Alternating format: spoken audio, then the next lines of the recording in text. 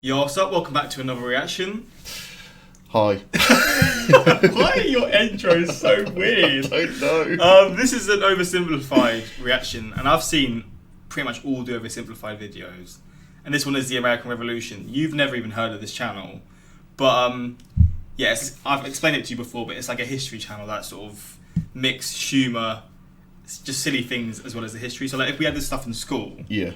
we'd have absolutely loved it. Yeah, definitely. But we didn't. But I mean, we can just watch But we it. can love it now instead. Exactly. But a lot of people were asking me to show you the Oversimplified videos, and I mean, again, I know you don't go into this sort of stuff on YouTube, so there's a lot more stuff like this that we can see if you enjoy it. But Well, I'm sure that suits our humour anyway. yeah, it is just silly stuff. Some of it you might not find funny, but some of it is just you're gonna laugh. Jokes. Yeah. But yeah, we're gonna get into this. If you want more Oversimplified reactions, obviously suggest it in the comments. We'll do the part 2. We might do it today, or we might do it depending on how people enjoy this one. But yeah, links are in the description to my Instagram, my Twitter, for those who want to follow me, same for my Patreon. But let's just get into this. Holy smokes. Christopher Columbus, that is no way to address the King and Queen of Spain. What is wrong with you? Okay, so you know how we're looking for a new trade route to India, right? Right. And the earth is round, right? Right. So I'm thinking we can just sail the other way around the planet, right? Yeah. So I set sail, right? Mm-hmm. And I reach India, right? Before we get into it, I've missed a fucking joke. You don't know much about the American Revolution, do you? No. Pretty much nothing. No, not really. I've pretty much had to tell them what July 4th was before. But so would you sort of understand how America was discovered? This is sort of explaining it now. Yeah. So you will sort of understand it as it goes along. Yeah. We can just sail the other way around the planet, right? Yeah. So I set sail, right? Mm-hmm. And I reach India, right? Right. Wrong. I did not reach India. I did not. All right, get to the point. Did you know there's a whole nother freaking continent out there? Okay, and you think I should care about this? Why? Oh, I'm sorry. Did I forget to mention there's gold everywhere? Gold? Columbus landed in Central America in October 1492, and he had the time of his life. And by that I mean he went on a huge theft and murder spree. He stole gold, jewelry, people, and a hammock. And then he returned to show off all of his riches, including a few previously undiscovered items, such as tobacco, the pineapple, turkeys, and a hammock. Now I know what you're thinking, but oversimplified, Columbus didn't discover America, the Vikings did. And you'd be partially right. In the 11th century, Leif Erikson was the first European to land in America. But hey, if you love Vikings so much, then why don't you check out today's sponsor? That's a good little plug. Getting his money, you'd love to see it, but I've seen this ad already. Plus, it's very old, so it's not actually going to mean anything. Nickname Oversimplified. Now, where was I? Oh yeah, Columbus, time of his life, hammock. And suddenly the race was on to explore and conquer the New World. After a couple centuries of warring with the natives and each other, the European powers had claimed quite a lot of land, including... So I think at this point, this is France. What, with the arrow? No, this one. Oh, right, yeah. The whole blue. Obviously, Britain always get themselves involved in everything they They can. have to, don't they? including this area, which Can't both the help English and the themselves. French claimed as theirs. One day the French said, I'm going to build some forts along here. And the English were like, could you not? And the French said, sorry, but no, I could not. And they went ahead and built their forts, which pissed off the English. So they sent an up-and-coming British lieutenant colonel by the name of George Washington with a combined force of British troops and Native Americans. After a short battle, the French commander said, all right, we surrender. Okay, boys, pack it up. They're surrender. Oh, sorry, was I not meant to split his head open with the tomahawk? Don't worry, it's not like this will start a 7-year-long major global conflict. And what happened next was a 7-year-long major global conflict, which Great Britain won. At the peace negotiations, Spain gave up Florida, while France gave up all of its territories in North America. But Britain's victory came at a cost, a £60 million cost. They were now broke, in a lot of debt. Back then, 60 million was a whole load Had to come more. up with lot, some way yeah. to repay it. So they went to the colonies and said, okay, listen up. So a huge part of the war was spent protecting you from the French, and now we have no money because of it. So... I'm not sure what you're saying here. Okay, so we spent a lot of money protecting you from the French, right? Right. And now we're broke. That certainly is a pickle. Listen to me. We spent all of our money protecting you, and now we need money. Can you please pay us back some money? No. Okay, we're just going to go ahead and tax you. In 1764, The taxing was crazy. They taxed them on so many stupid Really? Britain things. introduced the Sugar Act, forcing the colonists to import sugar and molasses exclusively from the British and to pay duties on them. Then a year later, they introduced the extremely controversial Stamp Act, and it worked a little something like this. Hello, shopkeep. Hello, Mr. Bungleberry. Here's the deed for your new shack. Stamp. That'll be 3 pence, please. Wait, what was that? It's the new tax. I get a stamp on any paper or documentation I make, and you have to pay for it. Would you like to see this pamphlet that explains everything? Yes, please. Okay. Stamp. 2 pence, please. This is awful. You know what? Just give me a deck of cards so I can go gamble my pain away. Okay. No. Don't do it. Stamp. Obviously, the colonists were like, we were a bunch of dickheads, Oh, pretty much. hey, my still dude, are. this tax legislation right here, this is BS. Until now, they had enjoyed relative freedom to rule themselves. Oh, and suddenly, Britain was fuck off. asserting its control. They were especially unhappy because they didn't have any representatives in the parliament that was levying taxes on them. So they protested. Orators gave fiery speeches. British goods were boycotted, and anyone loyal to the British found themselves increasingly harassed. The whole thing actually began to take quite a toll on British business, and after just a couple years, the British were forced to repeal the Stamp Act. But we still desperately need money. What should we do? We could try taxing the colonies. Great idea. Wait, didn't we literally just try that and it failed miserably? Man, look at me. I look fabulous. Have you ever seen such a handsome boy? No siree, Georgie. No way. You're the handsomest, smartest, most popular king that ever lived. And everybody Buzz. likes you. Like such a good job. Your Majesty? Oh, you're still here. Get the hell out. So in 1766, the British made a declaration saying, we can do what we want because we're in charge and you can all go suck it. Then they levied a whole bunch of new taxes on the Americans via import duties. Glass? There's a tax for that. Lead? There's a tax for that. Paper? Tea? Oil? There's a tax for that. And once again, the Americans boycotted British goods, British business felt the pinch, and the British had to back down. Alright, this is ridiculous. They're my colonies and I have to be able to assert my control. Repeal all the new taxes except for the one on tea. Also send 1,000 troops to Boston to take control. Oh, and make the colonists pay for them. And as British troops arrived, the tension in Boston was palpable. You could cut it with a knife, and it was all about to come to a head. On March 5th, a band of local patriots began heckling a British guard at the customs house. More and more Americans joined in the heckling, while more British troops turned up in support of their comrade. Snowballs were thrown at the British. The snowballs turned to rocks, the rocks to oyster shells. The soldiers, outnumbered, panicked. Surely oyster shells are not as bad as rocks. Why did you say oyster shells after? Thing leads to another, and you can see where this is going. Why not? 5 civilians were killed. The Patriot press throughout the colonies declared the Boston Massacre an unwarranted crime committed against the people of Boston by the cruel British, and the anger continued to grow. A British revenue schooner that ran aground in Rhode Island was burned by the locals. When it came to light that the governor of Massachusetts supported the suppression of the colonists, his house was burned by the locals. And next, the colonists would set their sights on the remaining tax on tea. On December 16th, It's probably why they don't like tea. Probably. Because like in the US, coffee is like, Yeah, the big thing. yeah, and tea is sort of like, obviously people drink other teas, but breakfast British tea Yeah, is sort of yeah, one. yeah. And they taxed it. It's just funny how it's so English that everything comes down to tea. Yeah, literally. 1773, a band of patriots known as the Sons of Liberty disguised themselves as Native Americans, marched down to Boston Harbor, boarded a British merchant ship loaded with tea, and in front This of is funny. throusand of spectators, threw nearly 10,000 pounds worth of For tea all overboard. the British people like, British were no! disgusted, and they punished Massachusetts with a vengeance. The Consultants General Assembly revoked their charter and sent 3,000 more troops to occupy the city, meaning Boston and Massachusetts were I do love that though, they just sort of thought, you know, fuck you just throw your tea in the fucking This is water. what we think of your tea. under the direct rule of Great Britain. And oh boy, were the people pissed. The other colonies saw what was happening and worried they might be next. So they called a brain trust to decide what to do.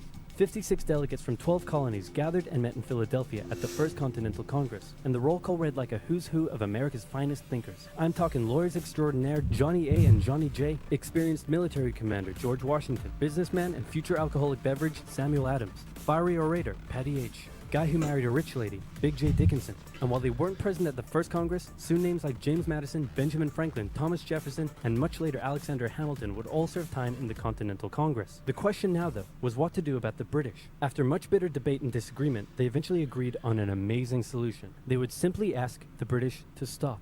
Can you stop? No. It didn't work. Okay, then tell the local militias to start arming and be ready at a minute's notice. And across the colonies, these Minutemen stood ready for the beginning of the American Revolutionary War.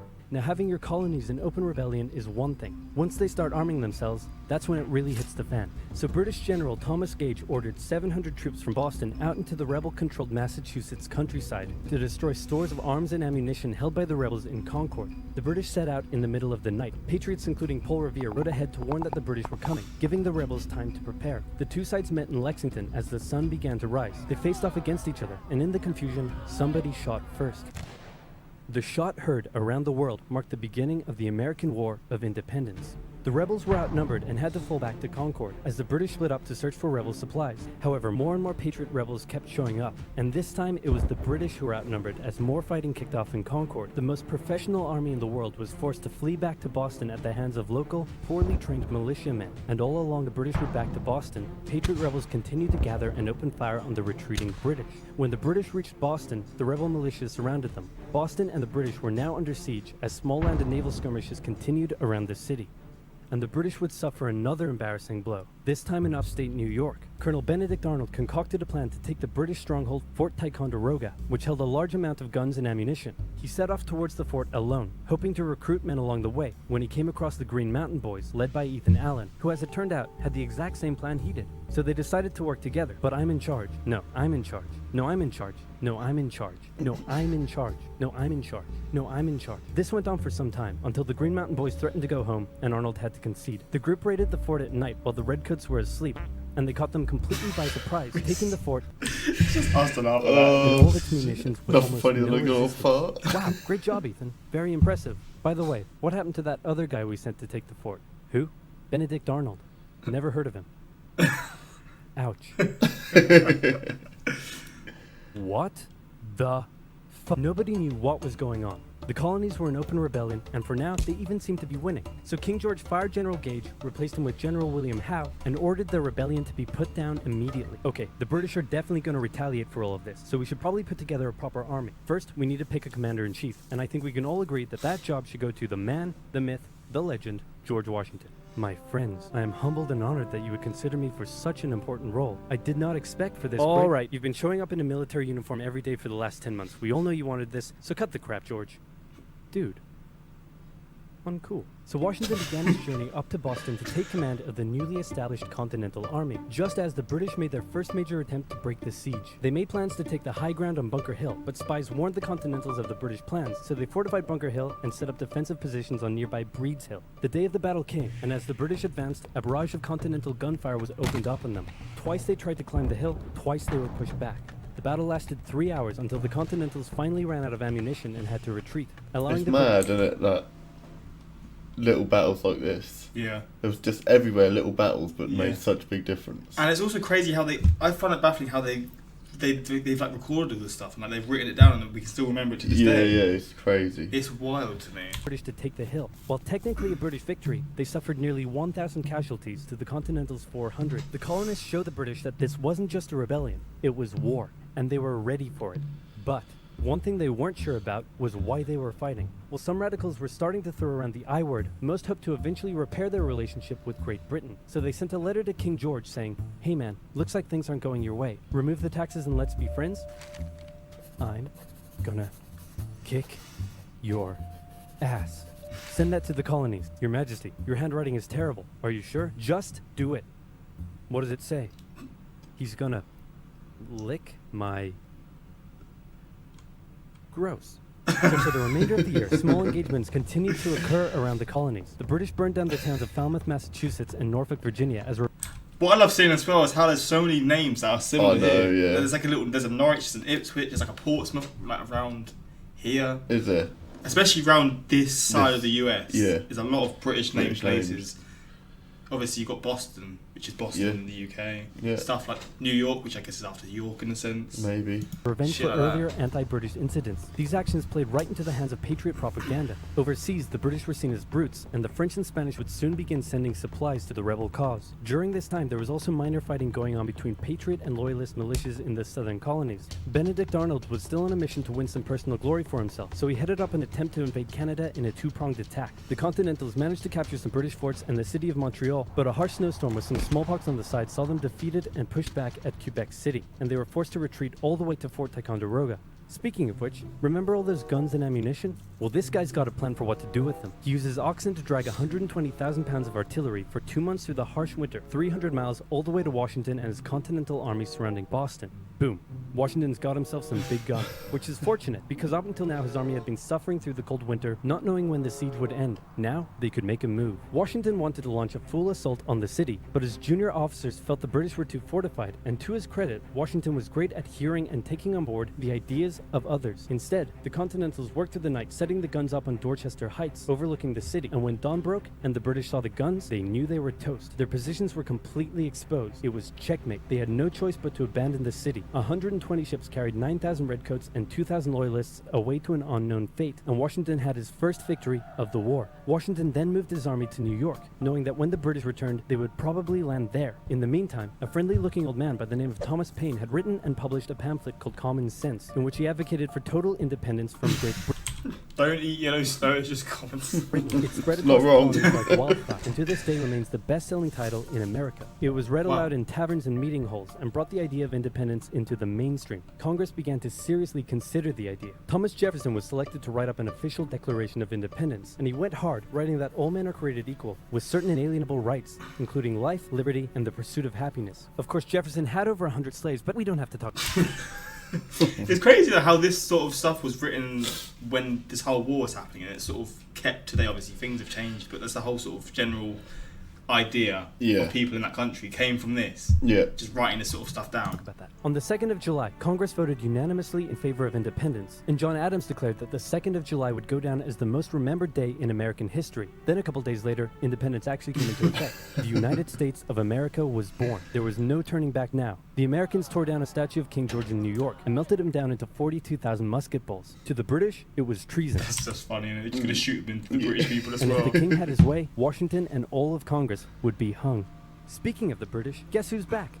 The king sent an intimidating force of 130 warships and 25,000 men to New York. Washington knew that taking on the most powerful military in the world wouldn't be easy. The British set up camp on Staten Island as the Americans dug into defensive positions around Brooklyn Heights, waiting for an attack to come. But the British just waited, wearing down their opponent's nerve while building their own strength. At one point, they launched a big scary artillery barrage and then said, you know, if I was you right now, I'd probably sue for peace. But Washington told them to shove it. The Americans kept holding out for what was coming, and when they finally hit, they hit hard. 15,000 British troops approached the American position, and the two sides fired on each other in massive rows. But what the Americans didn't realize was they were only fighting a decoy. The main British force was going around to flank the Americans from behind, and when they arrived, they inflicted heavy casualties. The Americans panicked and retreated back to Brooklyn Heights, where they then found themselves trapped between the British army and the river. It looked as...